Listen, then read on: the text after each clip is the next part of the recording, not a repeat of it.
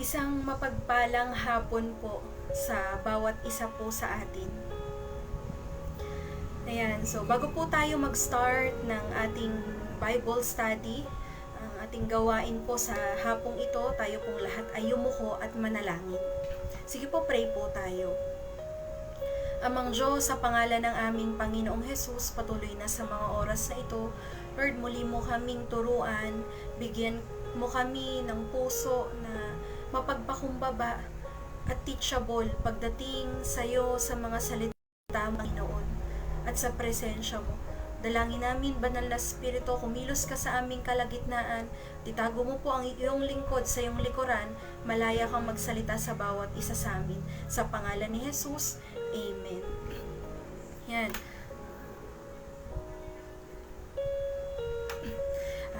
Isang mapagpalang hapon po ulit sa bawat isa po sa atin. Ano po, tayo pong muli ay mag-countdown 5 days before Christmas. Amen po. At naniniwala po ako na ang lahat ay may paghahanda sa event na ito. Alam niyo po, ang Christmas ay usually, sabi niya po dito, most awaited time of the year. Amen po. Ang Christmas ay season of gift giving. At masarap sa pakiramdam na ikaw, tayo, ay makakatanggap ng regalo. Amen po. At masarap sa pakiramdam na sa event na to, itong most awaited time of the year, kasama mo yung mga mahal mo sa buhay. Amen po. At alam niyo po, sa Biblia, ilang daang taon ang hinintay nila para sa kapanganakan ng Panginoong Hesus. Kung ang bawat isa po sa atin, nag-iintay tayo ng 11 months and 24 days bago ang Christmas. Amen po, medyo matagal-tagal na, pero sabi nga po, ng ilan, ng karamihan, mabilis na lang ang araw. Amen po. Pero sa Biblia, ilang daang taon ang hinintay po nila para sa kapanganakan ng Panginoong Hesus. Amen po. Ang kalangitan ay naghanda. At ang kapanganakan ng Panginoong Hesus ay ang kalooban ng Diyos. Ito ay pinagplanuhan ng Panginoon. Ito ay pinagplanuhan ng Diyos. Amen po. Dito po sa James chapter 1 verse 17.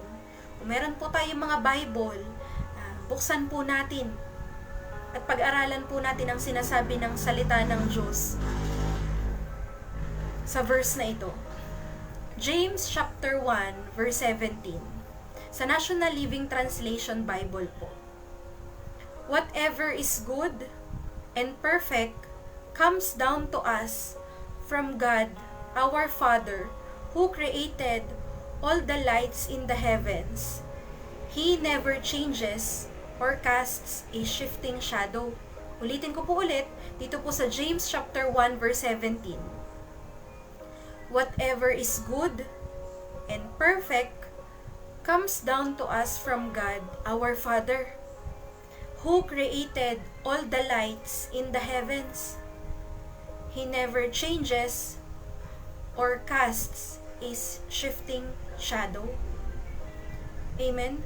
Ang Christmas, ang kapanganakan po ng Panginoong Hesus, ay isa sa pinakamahalagang event sa langit. Amen po. At sa bawat isa po sa atin, ang sabi dito sa James chapter 1 verse 17, whatever is good and perfect comes down to us from God our Father. Ang Panginoong Hesus, di ba po, ang sabi po sa Bible, siya lang ang mabuti, ang Diyos lang ang mabuti, at ang Diyos lang ang perpekto. Our perfect gift is salvation.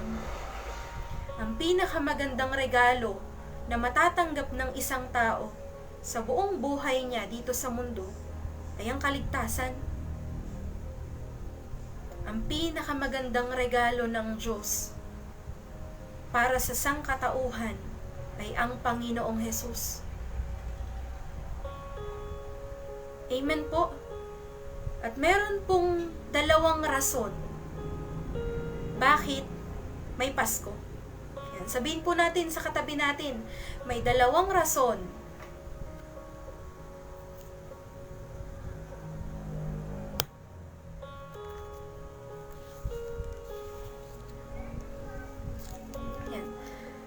Ayan, sabihin po natin sa katabi natin, may dalawang rason bakit may Pasko.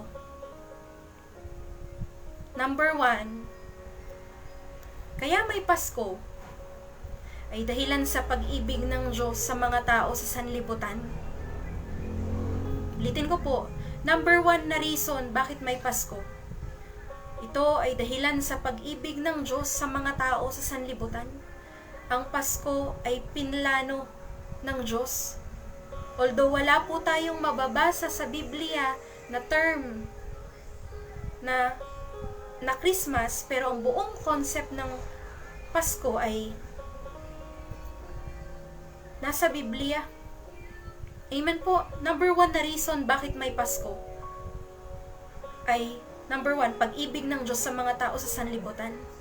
Sabi po dito sa John chapter 3 verse 16, sapagkat gayon na lamang ang pag-ibig ng Diyos sa sangkatauhan, kaya't ibinigay niya ang kanyang kaisa-isang anak upang ang sino mang sumampalataya sa kanya ay hindi na mapahamak, kundi magkaroon ng buhay na walang hanggan. Sa English version po, sabi niya, for God so loved the world that He gave His only begotten Son. Ang reason bakit ibinigay ng Diyos sa bawat isa sa atin ang Panginoong Hesus ay dahilan sa pagmamahal ng Diyos sa bawat isa sa atin. Amen po. So number 1 na reason bakit may Pasko, bakit tayo may sineselebrate na Pasko, ay dahilan sa pag-ibig ng Diyos sa mga tao sa sanlibutan. Number 2 na reason bakit tayo may sineselebrate na Pasko, bakit dapat tayong mag-celebrate ng Pasko? Bakit kailangan nandun yung thanksgiving natin sa Diyos? Yung pasasalamat, yung papuri natin sa Panginoon. Every time na tayo ay magse-celebrate ng Christmas. Number 2, sabi niya, ang reason ay dahilan sa kaligtasan. Amen po. John chapter 3 verse 17, ang sabi niya po dito, isinugo ng Diyos ang kanyang anak, hindi upang hatulan ng parusa ang sanlibutan, kundi upang iligtas ito sa pamamagitan niya.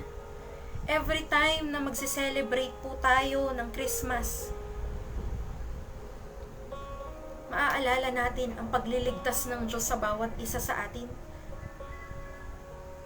Every time na sasagi sa isip natin ang Christmas, ang Pasko, ipinapaalala sa atin ng Diyos ang pinakamagandang regalong ibinigay niya sa bawat isa sa atin. Amen po. Lahat tayo ay excited sa Christmas. Ilang days na lang po, 5 days na lang. Amen po.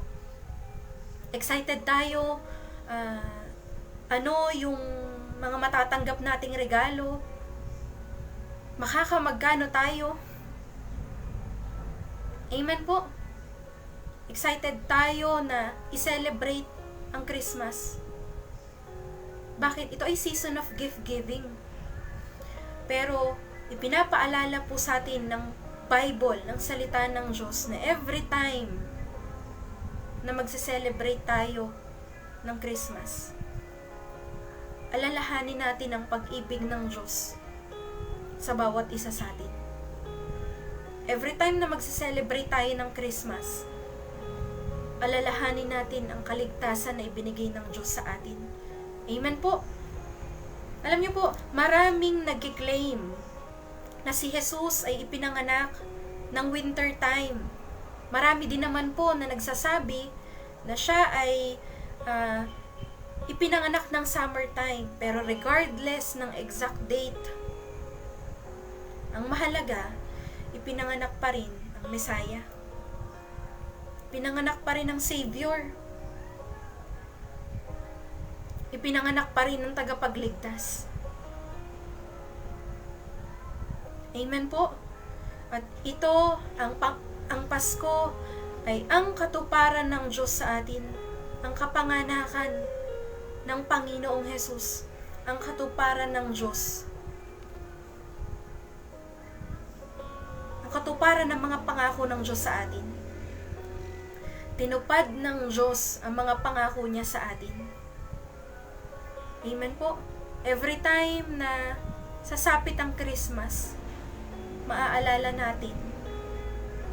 Every time na magpapasko, maaalala po natin na ang Diyos ay promise keeper.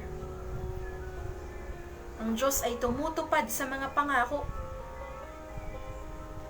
Amen po. At hindi pumapalya ang Diyos na tuparin ang mga pangako niya sa bawat isa sa atin. Maari ngayong Pasko, maraming mga ninong at ninang na nagtatago sa mga inaanak nila. Amen po. Pero alam niyo po, ang Diyos hindi papalya na tuparin ang mga pangako niya sa bawat isa sa atin. Dumating si Jesus para maging tagapagligtas. Ito ang mabuting balita. Ito ang reason bakit may Pasko.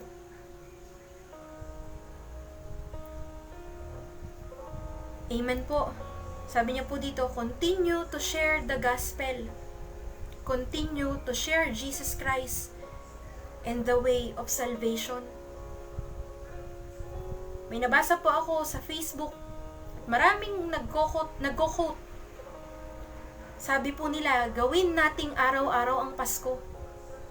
Sa papaanong paraan po? Share Jesus Christ. Share the gospel. Share the way of salvation. Amen po.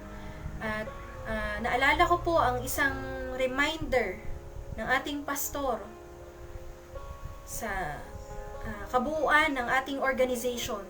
Itong Christmas time, itong holiday break, ito yung time para mag-spend tayo ng time sa mga mahal natin sa buhay. Isama natin sila sa panalangin at ibahagi natin ang Panginoong Hesus sa bawat isa sa kanila. Amen po. So para sa akin po, ang reason bakit may Pasko ay dahilan sa pag-ibig ng Diyos sa bawat isa sa atin. Pangalawang reason ay dahilan sa kaligtasan. Amen po. So, maraming salamat po sa time ng bawat isa po sa atin. Minsan pa po, tayo pong lahat ay yumuko at manalangin. Maraming salamat sa mga oras na ito. Patuloy, Panginoon, na sa season na ito, dalangin namin, O Diyos, na patuloy mo na i-remind sa amin ang reason bakit kami magse-celebrate ng Christmas. Dalangin namin, Panginoon, na patuloy ka naming mahalin katulad ng pagmamahal mo sa amin, O Diyos. Patuloy ka namin, Panginoon, na pinupuri, pinasasalamatan at sinasamba dahilan sa kaya kami nakakapagdiwang ng Pasko ay dahilan sa ibinigay mo sa amin ng iyong kaisa-isang anak. Salamat, Panginoong Jesus, sa ginawa mo sa krus ng Kalbaryo. Sa pangalan ni Jesus, Amen. Yan, Merry Christmas po sa bawat isa, advance Merry Christmas po sa bawat isa po sa atin.